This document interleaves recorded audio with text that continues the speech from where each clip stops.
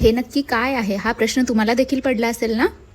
तर A to Z healthy tiffin सिरीजमधील आजचे आपले लेटर क्यू आहे आणि आज मी बनवला आहे किनोवा डोसा. किनोवा डोसा बनवण्यासाठी इथे मी 1 कप किनोवा घेतला आहे. तसेच अर्धा कप उडीद डाळ आणि अर्धा कप मूग डाळ मी इथे घेतली आहे. हे आपल्याला 5 ते 6 तासांसाठी छान भिजवून घ्यायचं आहे आणि त्यानंतर आपल्याला त्याचे बारीक वाटण करून 8 ते 10 तासांसाठी फर्मेंट करायचे आहे.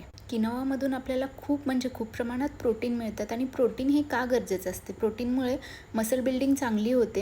तसेच किनोवामध्ये इसेन्शियल अमिनो ॲसिडसुद्धा उपलब्ध आहेत जे आपल्या हेल्दी ग्रोथसाठी उपयोगी ठरतात. सगळीकडेच उन्हाळा चांगला सुरू आहे. इथे बघू शकता माझे फर्मंट करायला ठेवलेले मिश्रण भांड्याबाहेर आले आहे पूर्ण आणि किती छान फर्मंट झाले आहे तुम्ही बघू शकता. एकदम जाळीदार असे मिश्रण झालेले आहे. चला तर मग किनोवा डोसा करूया. यामध्ये आपल्याला चवीप्रमाणे मीठ ॲड करायचे आहे आणि छान असे फेटून घ्यायचे आहे आणि आपले डोसे करायला घ्यायचे आहेत. डोसा करण्यासाठी तवा छान कडकडीत गरम करून घ्यायचा आणि मग त्याच्यावर आपला डोसा पसरवून घ्यायचा. बघू शकता किती छान होल आले आहेत डोशांना.